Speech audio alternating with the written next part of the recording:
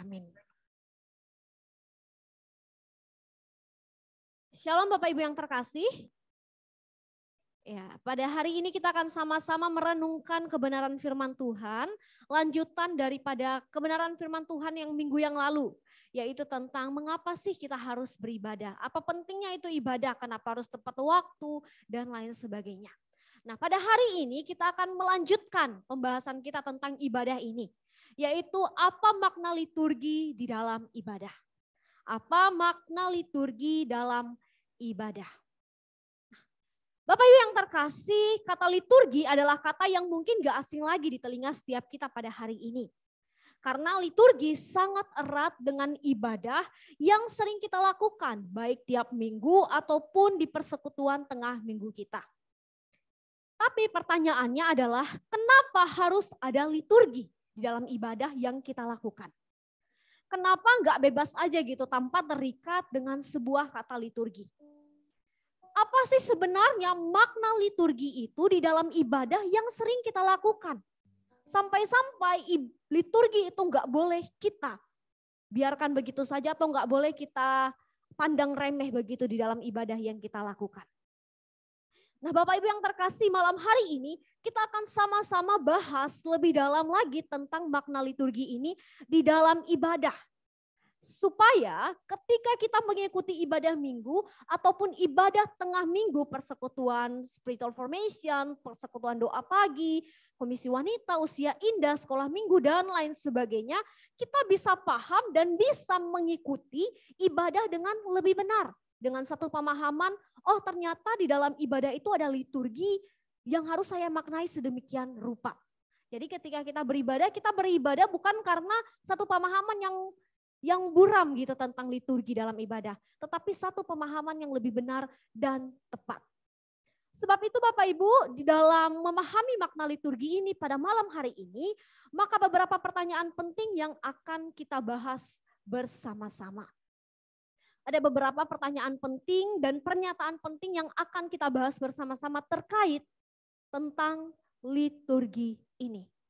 Makna liturgi di dalam ibadah. Bapak Ibu yang terkasih, yang pertama adalah berbicara tentang apa itu liturgi. Lebih dahulu kita harus tahu dulu nih, apa sih pengertian daripada liturgi? Sehingga ketika kita tahu apa pengertian liturgi, kita akan memahami lebih dalam makna liturgi itu di dalam ibadah kita. Kita harus sama-sama memiliki perspektif yang sama dulu terkait tentang liturgi ini. Nah, kita bisa lihat di layar kita pada malam hari ini saya sudah tampilkan PPT kita atau slide untuk kita lihat bersama-sama. Ternyata Bapak Ibu, kata liturgi itu berasal dari bahasa Latin, yaitu liturgia. Liturgia. Nah, itu dari bahasa lain yang artinya pelayanan publik atau work of the people. Yaitu pelayanan publik, pelayanan yang dilakukan secara umum, secara terang-terangan yang mencakup tugas jabatan yang terdapat bisa kita lihat di dalam Lukas pasal 1 ayat 23, Kisah Rasul 13 ayat 2. Pemberian kasih di dalam 2 Korintus pasal 9 ayat 12. Dan juga pelayanan iman di dalam Filipi 2 ayat 17 dan Filipi 2 ayatnya yang ke-30. Nah, inilah asal kata daripada liturgi itu, yang artinya pelayanan publik, work of the people, yang mencakup 3 hal ini. Nah, Bapak Ibu yang terkasih, terkait hal ini sebenarnya liturgi yang sempurna ini telah dilakukan atau telah digenapi oleh Yesus Kristus di dalam pelayanannya sebagai imam besar dan liturgos agung di tengah-tengah dunia ini. Kita lihat sama-sama di dalam Ibrani 8 ayat 1 sampai 2, 8 ayat 6, 9 ayat 21 dan 10 ayat 10 sampai 12. Tapi Saudara contoh Titis akan bacakan Ibrani 8 ayat 1 sampai 2 dan Ibrani 10 ayat 10 sampai 12. Dipersilahkan. Ibrani 8 ayat 1 sampai 2. Inti segala yang kita bicarakan itu ialah Kita mempunyai imam besar yang demikian, yang duduk di sebelah kanan tahta yang maha besar di sorga, dan yang melayani ibadah di tempat kudus, yaitu di dalam kemah sejati, yang didirikan oleh Tuhan dan bukan oleh manusia.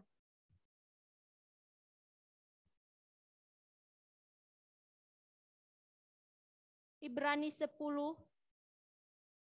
ayat 10 sampai 12.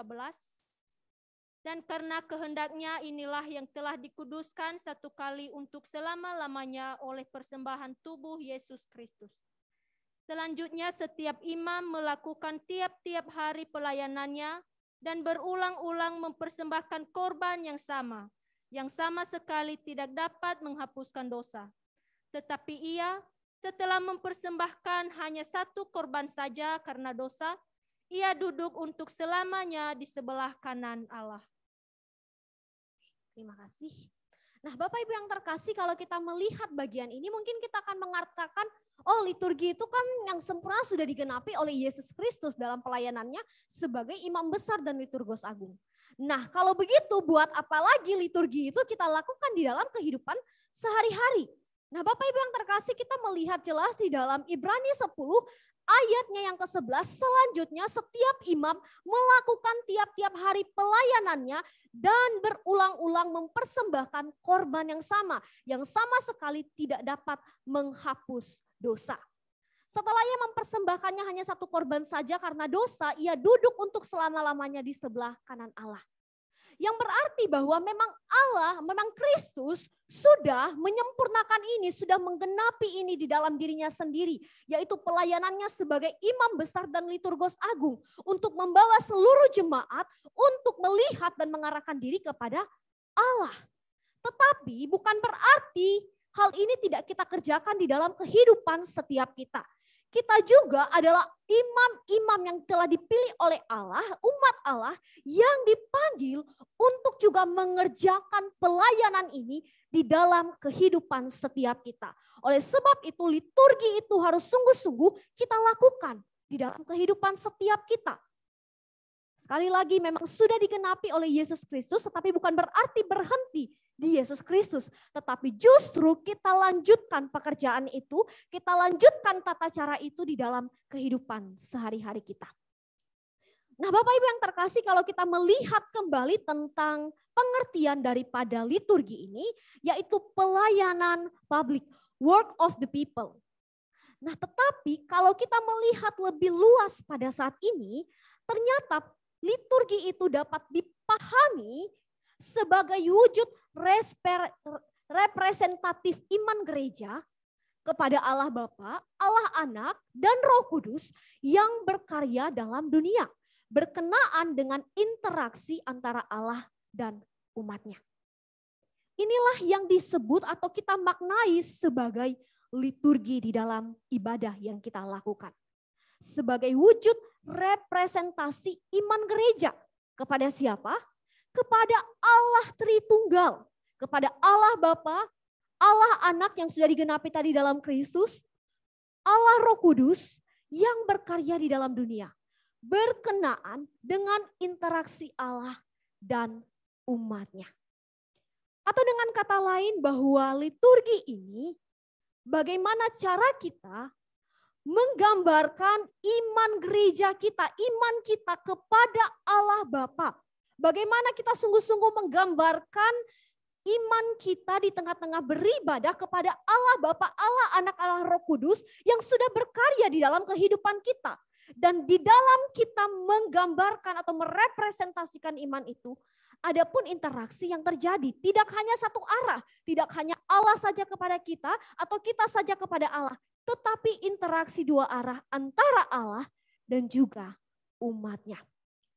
Hal ini bisa lebih jelas kita lihat di dalam Yesaya 56 ayat 1-7 maupun 2 Korintus ayat pasal 9 ayatnya yang ke-12.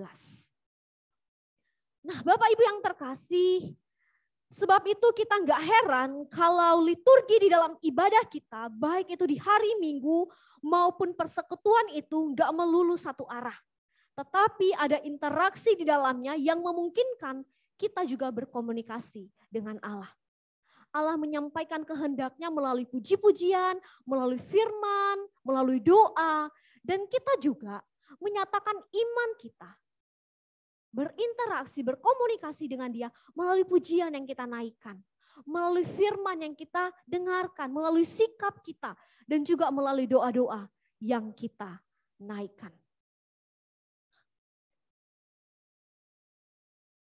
Nah, Bapak Ibu yang terkasih, setelah memahami pengertian liturgi itu sendiri, maka kedua yang perlu banget kita tahu setelah memahami pengertian yaitu gimana sih dasar liturgi yang benar itu. Jadi pengertian dulu, setelah itu bagaimana dasar liturgi yang benar itu.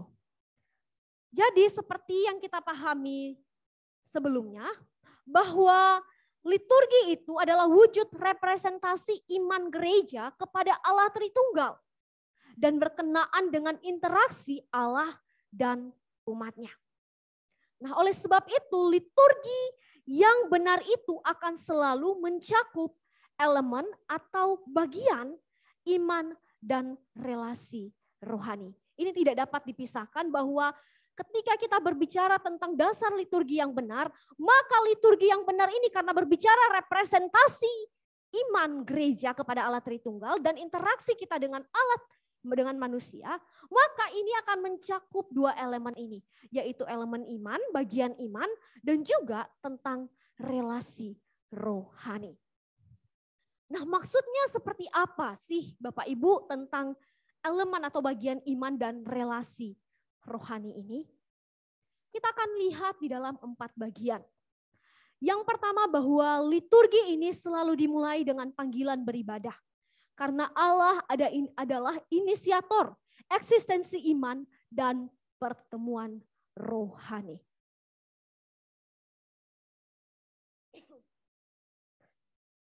Di dalam maksud ini, di dalam pemahaman ini kita melihat bahwa liturgi itu akan selalu dimulai dengan panggilan beribadah. Karena Allah adalah inisiator eksistensi iman dan pertemuan rohani. Yang berarti bahwa di dalam panggilan ibadah itu kita merasakan iman kita di dalam Kristus. Dan juga ada relasi rohani, relasi kita dengan Allah kita yang memanggil kita. Mohon maaf saya minum sebentar ya, rasa keselak.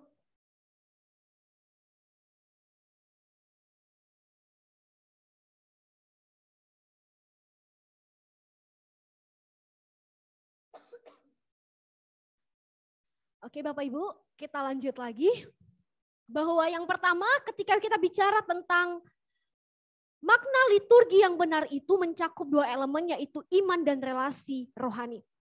Yang pertama bahwa liturgi itu selalu dimulai dengan panggilan beribadah. Karena di dalam panggilan beribadah, Allah yang sebagai inisiator eksistensi iman kita, dasar iman kita, itu memanggil kita dan membawa kita di dalam relasi rohani, relasi antara kita dengan Dia. Dan yang kedua, liturgi ini berpusat pada berita Injil, yaitu pengampunan dosa di dalam Yesus Kristus. Karena tanpa pengampunan tidak mungkin manusia berelasi dengan Allah. Dan bukankah ini juga yang menjadi inti iman kita di dalam Kristus?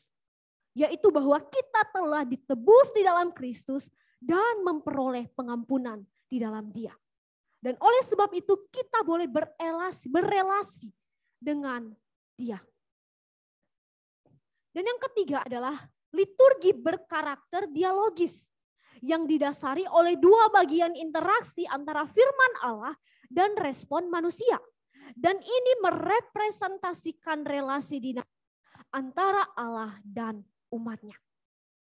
Dan di dalam bagian ini kita mengalami penumbuhan secara relasi rohani, di mana kita dimungkinkan berinteraksi dengan Allah dan bertumbuh di dalam relasi itu. Dan yang keempat adalah liturgi bertujuan menghasilkan transformasi hidup karena Roh Kudus itu sendiri hadir di dalam ibadah untuk mempertobatkan dan menguduskan umatnya demi kemuliaan Allah Tritunggal. Dan tentu ini gak lepas dari satu pemahaman iman yang mendorong kita bertransformasi di dalam relasi dengan Dia. Sehingga ketika kita melihat dasar liturgi yang benar di dalam bagian 4 bagian ini, panggilan beribadah tentang pengampunan, tentang pengakuan dan pengampunan dosa, tentang dialogis yang kita lakukan di dalam liturgi, baik itu antara firman Allah yang kita dengarkan maupun firman Allah yang kita ucapkan, itu juga kita melihat adanya pertumbuhan iman dan pertumbuhan relasi di dalam Kristus. Dan yang keempat, bagaimana Roh Kudus itu sungguh-sungguh mentransformasi kita melalui liturgi yang kita lakukan. Nah, Bapak Ibu yang terkasih, sekarang kita sudah semakin dibawa mengerti bahwa liturgi yang benar adalah ketika Allah sungguh-sungguh menyatakan panggilannya, pemerintahannya, dan kedaulatannya di dalam setiap ibadah yang kita lakukan. Namun balik juga, bukan melulu Allah yang satu arah kepada kita, tetapi di dalam liturgi itu pun kita sebagai umat Allah meresponi dengan mencari kehendak Allah. Tunduk dan taat pada ketetapan firman-Nya yang kita alami sendiri di dalam ibadah itu melalui liturgi yang dilakukan atau liturgi yang dibuat di dalam ibadah. Bapak Ibu yang terkasih, sehingga nggak heran kalau misalkan ada banyak orang katakan, wah hari ini saya benar-benar diberkati dengan ibadah yang dilakukan. Liturgi yang dilakukan hari ini dari awal sampai akhir sungguh-sungguh membawa saya menikmati akan Allah. Saya benar-benar menikmati dan dikuatkan oleh ibadah hari ini, baik dari awal panggilan votum ibadah hingga sampai doa berkat kepada setiap umatnya. Kenapa banyak orang bisa katakan itu? Karena liturgi yang dilakukan di dalam ibadah bukan sekedar liturgi atau bukan sekedar susunan atau elemen-elemen atau bagian-bagian yang diatur sesuka hati. Atau tanpa ada liturgi yang jelas, tanpa ada liturgi yang benar, dan tanpa ada liturgi yang tepat.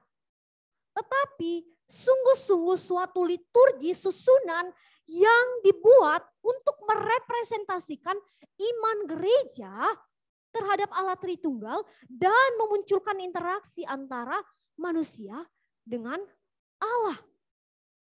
Liturgi yang tepat dan benar, yaitu menyentuh bagian iman dan juga relasi rohani, relasi antara kita dan Allah itu sendiri yang membawa kita pada pertumbuhan di dalam Dia.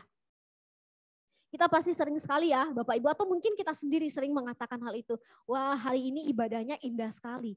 Dari awal pujian, ayat-ayat yang dibacakan, firman Tuhan, persembahan pujian, bahkan sampai doa syafaat itu saya benar-benar menikmati Tuhan, merasakan hadirat Tuhan. Itu apakah karena pemimpinnya yang hebat? No.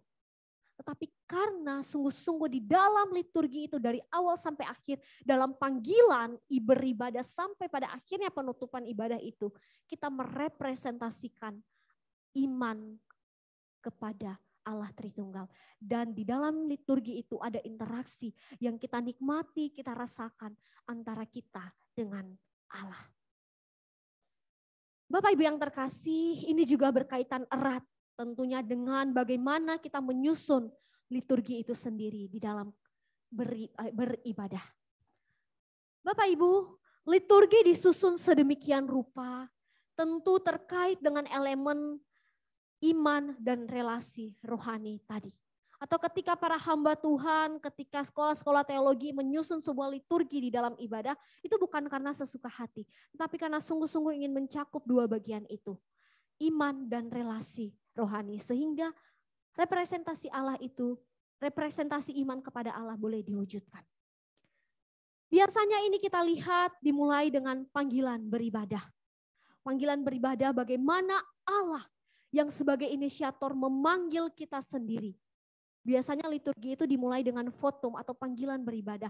Allah yang berinisiator memanggil setiap kita untuk datang kepadanya, beribadah kepadanya. Di tengah-tengah ketidaklayakan kita, di tengah-tengah segala hiruk pikuk yang kita alami, Tuhan memanggil kita. Ayo umatku datang menyembah dan mendengarkan apa yang ingin aku sampaikan kepadamu hari ini. Dan kemudian dilanjutkan oleh pengakuan dan pengampunan dosa. Kenapa harus pengakuan dan pengampunan dosa? Karena Allah yang berinisiatif memanggil kita ini adalah Allah yang kudus. Sedangkan kita adalah umat yang tidak kudus. Oleh sebab itu kita ketika sudah dipanggil dilayakan oleh Allah, kita harus menyadari ketidakkudusan kita. Sehingga kita juga datang untuk memohon pengampunan kepada Allah. Mengakui dosa kita sehingga Allah mengampuni kita dan semakin melayakkan kita di dalam ibadah yang kita lakukan. Setelah dari pengampunan dosa, kita pun mengucapkan syukur. Kenapa harus syukur? Ya karena setiap umat yang telah ditebus, ada rasa syukur yang muncul di dalam hidup seseorang. Dan itu harus kita lakukan sebagai representasi iman kita. Kita bersyukur Allah anak telah menebus setiap kita. Nah kemudian biasanya ada dialog firman Tuhan. Bagaimana kita membaca firman Tuhan antara pemimpin liturgi, yaitu liturgos, dan juga para jemaat Tuhan. Kenapa harus ada dialog ini? Supaya ini kita lebih lagi berinteraksi dengan Allah kita. Supaya interaksi yang kita lakukan tidak hanya sekedar pujian dan doa yang kita lakukan, tetapi sungguh-sungguh kita juga bisa menikmati Allah. Allah berfirman melalui firman yang kita bacakan itu sendiri. Dan biasanya setelah itu ada lagu firman Tuhan untuk mempersiapkan kita mengiring, mendengarkan firman Tuhan. Dan masuk kepada firman Tuhan, di mana Tuhan berbicara, berinteraksi kembali kepada setiap kita. Dan kita mendengarkan apa yang Tuhan sampaikan kepada kita. Dan dilanjutkan oleh pengakuan iman rasuli. Kenapa pengakuan iman rasuli setelah itu? Karena supaya kita semakin diteguhkan setelah kita mendengarkan firman Allah. Kita diteguhkan kembali dan kita kembali menyatakan itu di dalam pengakuan iman rasuli kita. Dan hingga nanti berujung kepada doa syafaat sebagai penutup di mana Allah memberkati setiap kita yang mengikuti ibadah. Liturgi, elemen-elemen di dalam liturgi ini atau bagian-bagian di dalam liturgi ini bukan sembarangan dibuat Bapak Ibu. Atau ketika kita lihat, aduh kenapa sih ini harus ada di sini, harus ada di sini, kenapa ini enggak begini? Enggak sembarangan. Ini benar-benar dipikirkan, kenapa harus ini dulu, kenapa ini dulu, kenapa ini dulu. Ini benar-benar dipikirkan. Karena ingin merepresentasikan iman gereja kepada Allah Tritunggal dan agar kita bisa berinteraksi dengan Allah di dalam liturgi itu. Yang tentunya membangun iman dan relasi rohani kita. Nah Bapak Ibu yang terkasih, semua enggak sembarangan ditaruh di tempat seperti itu. Tetapi untuk mencapai iman, elemen iman dan relasi rohani ini, maka liturgi harus dipikirkan sedemikian rupa. Seperti yang bisa kita lihat juga yang menjadi landasannya di dalam Yohanes 4 ayat 1 sampai 42 dan Roma 12 ayat 1 sampai 2. Saudara Denis akan bacakan untuk kita. Roma 12 ayat 1 sampai 2.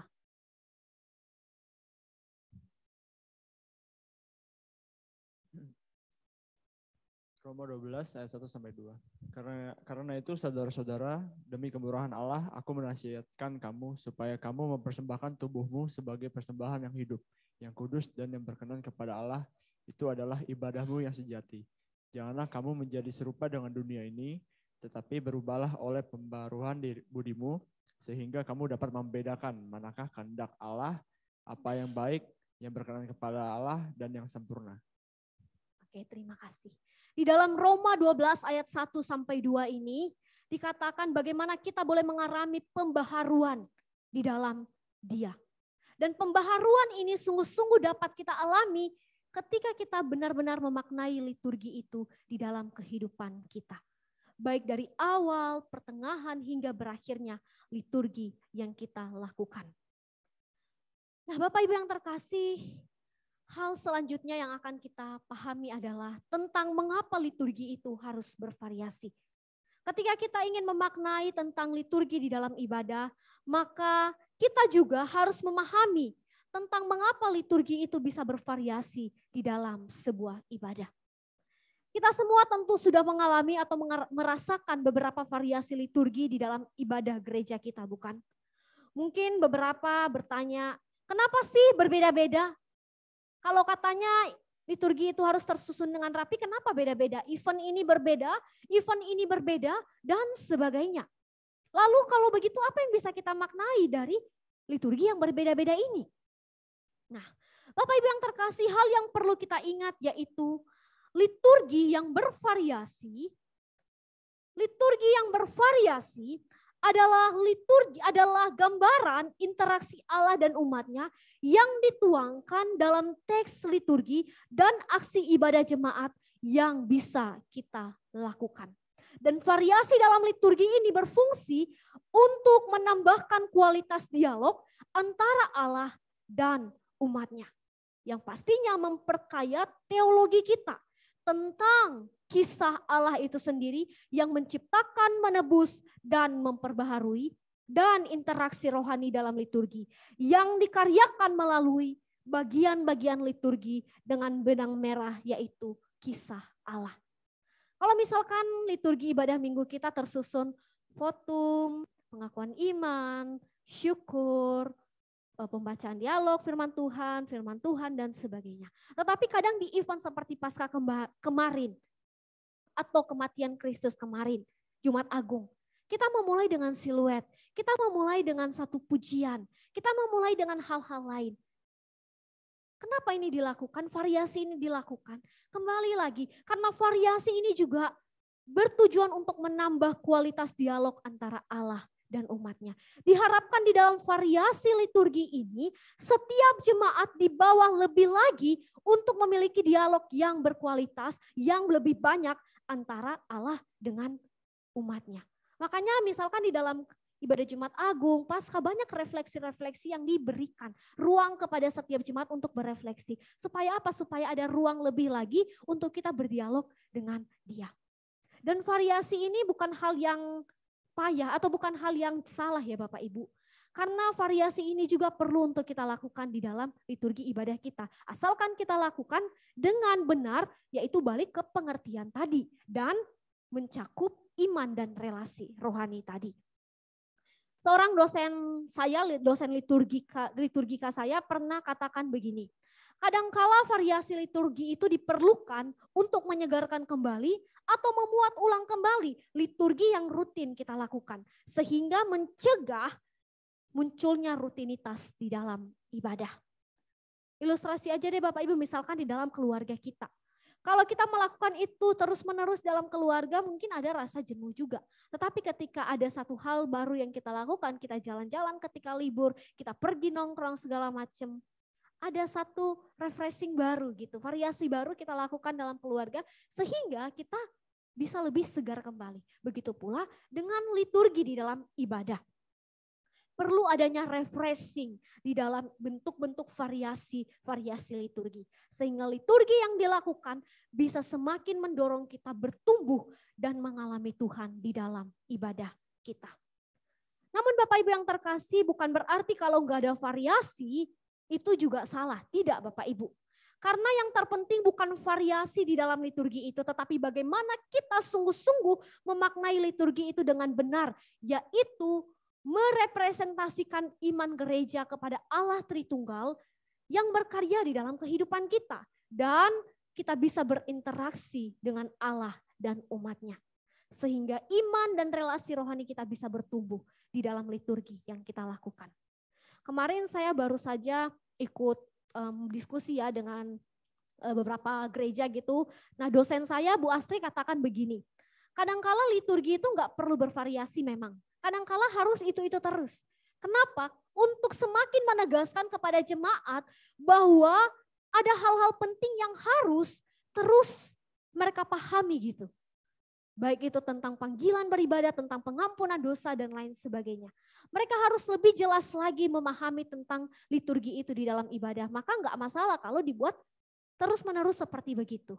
Sama seperti jemaat, mula-mula mereka lakukan seperti itu terus-menerus. Untuk semakin apa? Semakin membuat mereka mengerti dan mendalami akan liturgi itu. Nah, oleh sebab itu Bapak Ibu yang terkasih, sejauh ini kita sudah semakin mengerti akan makna liturgi itu di dalam kehidupan kita. Bahwa liturgi itu bukan sesuatu yang sembarangan atau tanpa alasan ada di dalam ibadah. Tetapi jelas-jelas memang suatu bentuk representasi iman gereja kepada Allah Tritunggal yang berkenaan dengan interaksi kita antara Allah dan umatnya. Dan di dalam liturgi itu setiap umat Allah dipanggil untuk sungguh-sungguh mengalami Dia. Yaitu mengalami iman di dalam Dia, untuk bertumbuh iman di dalam Dia, dan mengalami transformasi di dalam Dia. Namun Bapak Ibu yang terkasih, hal terakhir yang perlu kita pahami bahwa ketika kita bicara makna liturgi dalam ibadah, ini adalah hal yang sangat penting. Dan bukan hanya bicara di dalam ibadah minggu yang kita lakukan biasa saja, seperti ibadah hari Minggu, ibadah persekutuan, dan lain sebagainya. Tetapi ketika kita bicara tentang makna liturgi dalam ibadah, ini juga mencakup tentang liturgi di dalam kehidupan sehari-hari kita. Bagaimana liturgi di dalam ibadah minggu, dalam ibadah persekutuan itu sungguh-sungguh juga kita alami, kita nikmati di dalam kehidupan kita sehari-hari. Di dalam buku katekisasi yang sudah kami baca, yang akan dibahas beberapa waktu ke depan ini, dikatakan bahwa liturgi itu ada dua, yaitu pelayanan gerejawi, yaitu liturgi ritual yang bisa kita lakukan di dalam ibadah, dan juga pelayanan harian, yaitu liturgi aktual. Dan di dalam liturgi ritual minggu yang biasa kita lakukan ini, kita harus sungguh-sungguh mencerminkan itu di dalam liturgi sehari-hari kita. Yaitu di dalam kehidupan sehari-hari kita, dengan juga menikmati Dia di dalam kehidupan sehari-hari kita, dan memberi diri kita untuk mau menjadi pelayan bagi Allah. Dengan kata lain, bahwa liturgi yang kita lakukan setiap minggu itu, yang kita nikmati setiap minggu, seharusnya juga mendorong iman kita untuk mengalami transformasi setiap hari di dalam Dia.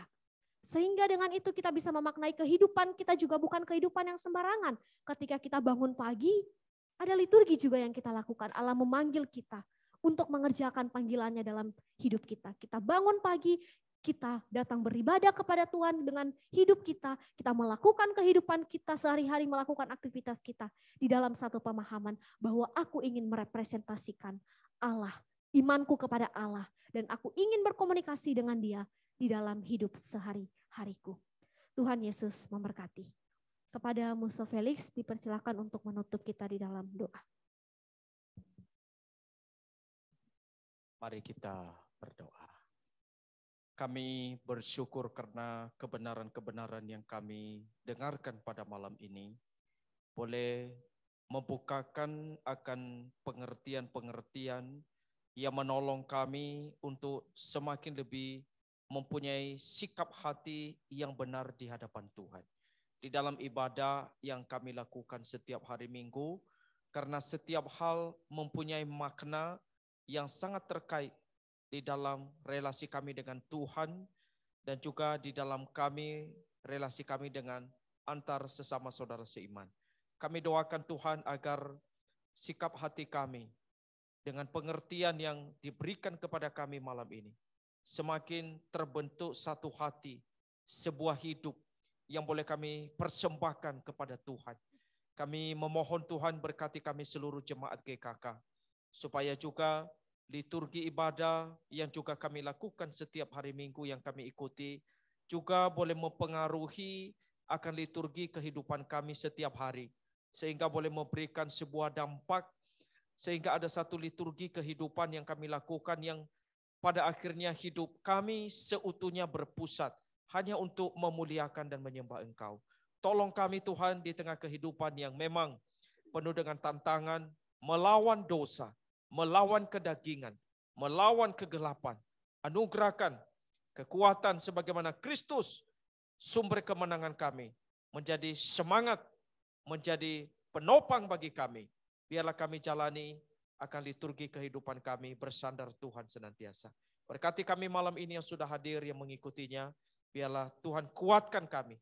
Terus tambahkan semangat dan sukacita dalam kami melayani Tuhan.